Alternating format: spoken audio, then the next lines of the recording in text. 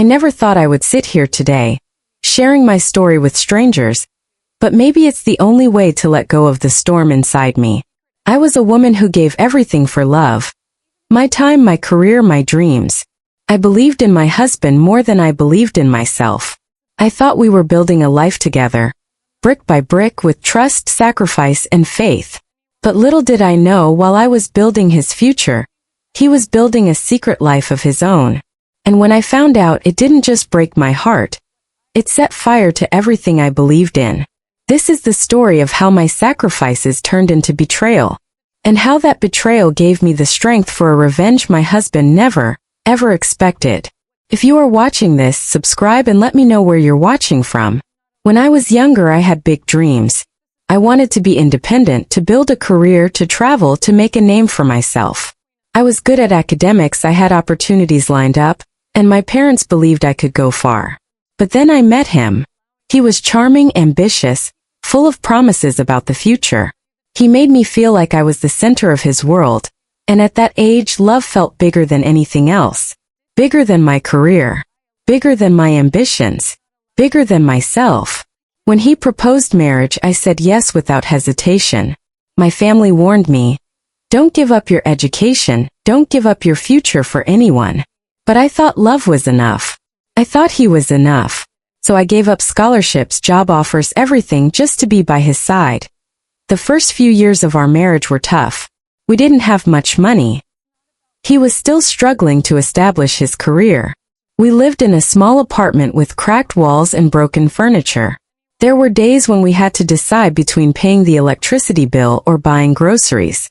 And yet, I was happy, because I believed we were fighting together side by side. I believed every sacrifice I made, taking extra jobs, working late nights, saving every penny, was an investment in our future. I supported him through exams, sleepless nights, rejections, and failures. I became his biggest cheerleader, his unpaid secretary, his cook, his everything. And whenever he felt like giving up, I was there to remind him, we'll make it. One day you'll succeed. One day we'll look back and laugh at these struggles. I didn't realize I was the only one dreaming for both of us. Slowly things began to change. He finally got a good job. Our financial struggles started to ease. We moved into a better apartment, bought nicer clothes, and began enjoying small luxuries. I thought, this is it. All the sacrifices were worth it. Our life is finally coming together. But with success came something I didn't expect. He started coming home late. He started caring more about how he looked, what he wore, and what people thought of him. He became impatient with me, snapping at small mistakes, acting as though I was holding him back. I brushed it off, telling myself it was stress, that he just needed time to adjust to his new responsibilities. After all, wasn't this what I had always prayed for? His success. But deep down, I began to feel a small crack forming in our relationship, and that crack was only going to get bigger. During those years, I sacrificed more than I even realized. I gave up promotions at work so I could spend more time supporting him. I gave up friendships because he didn't like me going out too much. I gave up hobbies because there was no time left after taking care of the house, the bills, and his needs.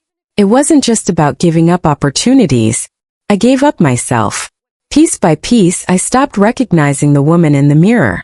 I had become someone who existed only to make him comfortable, to keep his life running smoothly, to ensure his dreams came true. And still I told myself, this is love. This is marriage. This is what I signed up for. But love, real love, is supposed to be two-sided. And mine was one-sided all along. When his career finally began to take off, I was the proudest wife alive. I remember the day he got his first big promotion. He came home with a bottle of wine, something we could never afford before, and a smile that stretched ear to ear. He hugged me tightly and said, we did it. We finally made it. And I believed him. I believed it was our victory. That all those sleepless nights, all the times I skipped meals to save money, all the times I worked extra hours just to keep the lights on, it was all worth it. For a while things were beautiful. We went out to dinners, bought new furniture, even took our first short vacation together. I felt like I was finally living the life I had dreamed of. He spoiled me with little gifts, Perfume, dresses, jewelry. Nothing extravagant, but enough to make me feel seen. And yet, something inside me felt off. It started subtly. He began spending more time on his phone. Long calls that he would take in the other room. Texts he quickly swiped away when I walked in. When I asked, he would laugh and say, "Oh, it's just work. You wouldn't understand." Then came the late nights. At first he said he had to stay at the office. I believed him. I even encouraged him. "Work hard, love. This is your moment. I'll keep dinner ready when you get home." But those late nights turned into overnight trips. Trips that he said were mandatory for work. Trips where he wouldn't pick up his phone for hours. The man who once couldn't wait to tell me every detail of his day had suddenly become a stranger in my own home. I tried to push the doubts away. After all, wasn't I the one who told him he could reach for the stars? Wasn't I the one who promised I'd always be by his side? But the loneliness was unbearable. I would sit on the sofa, staring at the clock, waiting for the sound of his keys in the door. Some nights I cried quietly into my pillow, praying I was wrong, praying that I was just imagining things. Still, a woman knows. We always know. There were moments that should have told me the truth. The smell of unfamiliar perfume on his shirt. The sudden gym membership. After years of never caring about fitness. The new cologne he never wore for me. The way he became overly protective of his phone, as though it was more precious than our marriage. But I convinced myself otherwise. I told myself he's just under pressure. He's just changing with success. He still loves me. I wanted so badly to believe in the man I married that I ignored every red flag waving in front of me. Meanwhile, I continued to give. I managed the home, the bills, his schedule. I kept up appearances at family gatherings, always smiling, always speaking proudly of him. I thought if I kept being the perfect wife, maybe he would see me again. Maybe he would remember the woman who stood by him when he had nothing.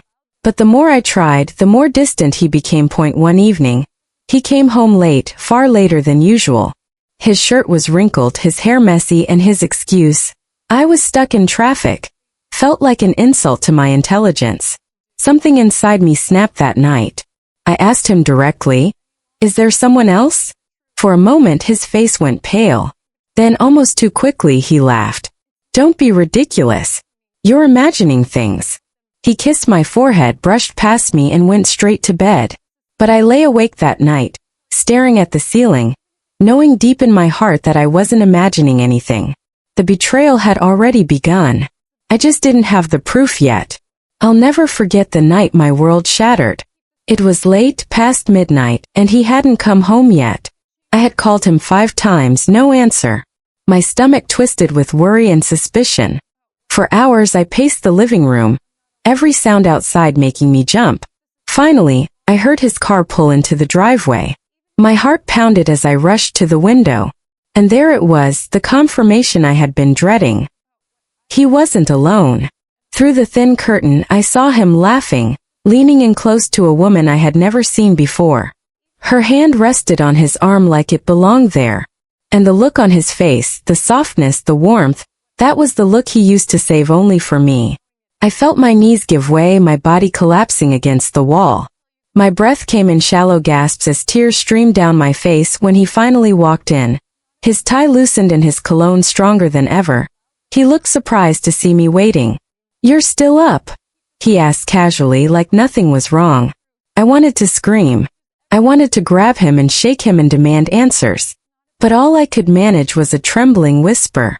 "Who was she?" He froze. For a split second, guilt flickered in his eyes, but then it was gone. He scoffed, shook his head and muttered, "Just a colleague. Don't make a scene." But my heart knew better. That wasn't just a colleague. That was the woman he had chosen to replace me with. After that night, I couldn't rest. I had to know the truth. I had to see it with my own eyes, even if it destroyed me. So I followed him. Yes, I became that wife. The one who shadows her husband, desperate for proof. One Friday evening, he told me he was working late again. But instead of going to his office, he drove across town, straight to a fancy restaurant. And there she was waiting for him. Younger, glamorous, everything I was not. They hugged like lovers. They held hands across the table, and when he leaned in to kiss her, it felt like someone had driven a knife straight into my chest. My vision blurred with tears. My hand shook so badly I could barely hold my phone, but I forced myself to take pictures, proof of the betrayal I had been denying for so long. That night, I locked myself in the bathroom and cried until my body ached. I screamed into a towel so the neighbors wouldn't hear. I pounded my fists against the tiles, begging for it all to be a nightmare. How could he? After everything I gave up? After every sacrifice I made for him? I thought of the scholarships I had rejected, the job offers I had let slip away, the friends I had lost, the countless nights I stayed awake, working, praying, sacrificing just for him.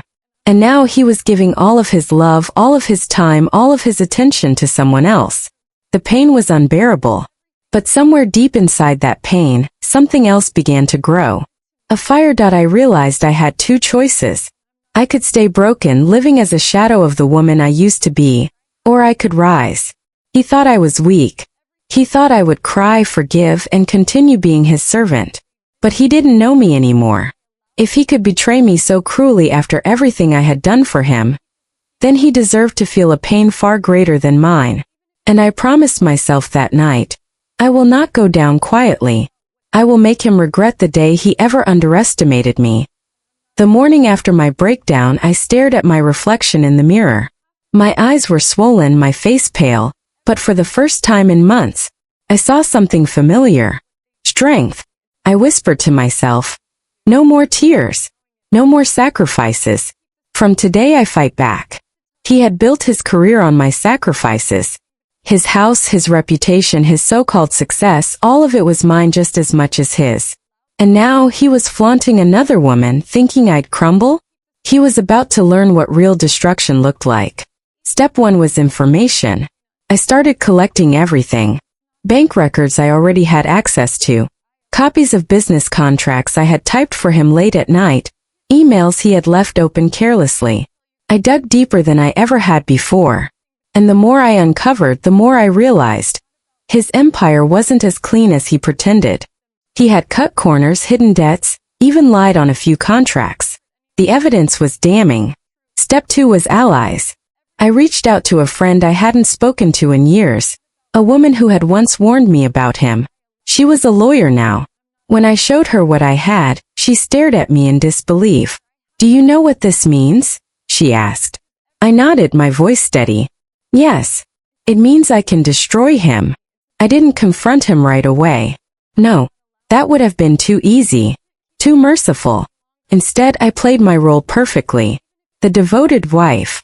The quiet, submissive partner. The one he thought he had broken. Every day I smiled at him. Cooked for him. Asked about his late nights. I pretended not to notice the lipstick on his collar. The texts he tried to hide. All the while I was building my case. And then, I struck. It was our wedding anniversary. He had forgotten, of course, so I told him I had arranged a small dinner with close friends and colleagues. He rolled his eyes but agreed. That night he walked into the restaurant, smug as ever, expecting another evening where he was the center of attention. But instead of a celebration, he found himself at the center of a storm. The lawyer friend was there. My family was there. His colleagues, his boss, even his so-called business partners. And in front of everyone I laid it all out. The affair. The lies. The financial fraud. Picture after picture, document after document.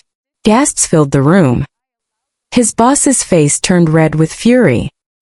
His mistress, who had shown up uninvited, stormed out in shame. And him? He stood frozen, his face pale, his hands shaking. For once, the man who thought he controlled everything had nothing to say. When it was over, I stood tall and calm. "You thought I was weak," I told him, my voice steady enough for everyone to hear. "But weakness doesn't look like this. This is strength. This is me taking back my life." I walked out that night, not as his wife, not as his shadow, but as a woman reborn. Within weeks he lost his job. His reputation crumbled. His friends abandoned him. His other woman disappeared as quickly as she had arrived. And me? I finally started living the life I had once given up.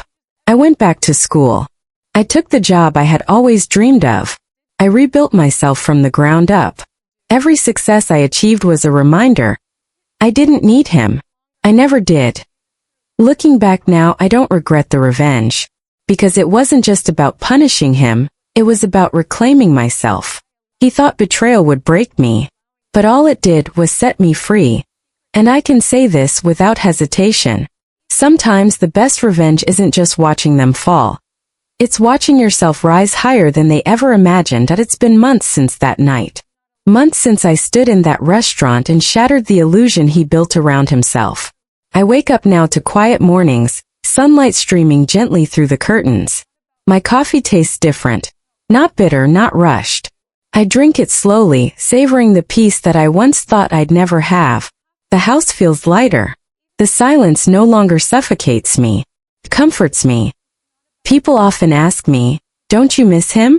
Don't you regret what you did?" And my answer is always the same: no. Because what I miss was never real. What I regret are the years I wasted trying to fix a man who was determined to break me. Healing wasn't easy. There were nights I still cried myself to sleep. Days when memories crept in and made me question everything. But little by little I found myself again. I picked up books I had abandoned. I reconnected with old friends. I laughed again, a laugh that was mine, not one forced to keep someone else happy. I look in the mirror now and I don't see a broken wife. I see a woman who has scars, yes, but also strength. I see someone who rebuilt her identity piece by piece with no apologies. And the best part? I finally started chasing the dreams I had once buried. I enrolled in classes, I worked hard, and for the first time I was building a future that belonged only to me. As for him, word spread quickly about the fraud, the affair, the disgrace. The man who once thought the world revolved around him now struggles in silence. His career ended. His friends vanished. His pride shattered. I don't stalk him. I don't waste my time wondering what he's doing. But every so often I hear whispers. He's alone. Bitter. A shadow of the man he used to be. And I don't feel sorry. Not anymore. Because karma has a way of finding people like him. I didn't ruin his life. He ruined it himself. I simply refuse to go down with him. If you're listening to my story today, maybe you've felt that same ache I once carried. Maybe you've given everything to someone who gave you nothing in return. Here's what I want you to know. You are not weak. You are not worthless. And you are not trapped. Sometimes betrayal feels like the end of your story. But the truth is, it can be the beginning of a new one. I thought my life was over when I found out about his affair. But in reality, it was the moment I was reborn. So, if you've been hurt, if you've been betrayed, don't let it destroy you. Let it fuel you. Let it make you stronger. Let it remind you of who you are and what you deserve. Because revenge doesn't always mean tearing someone else down. Sometimes the sweetest revenge is simply rising higher than they ever thought you could. And as I sit here now, free, strong, and unafraid, I realize the affair that once broke me was actually the greatest gift of my life. Because it forced me to stop living for him and start living for me.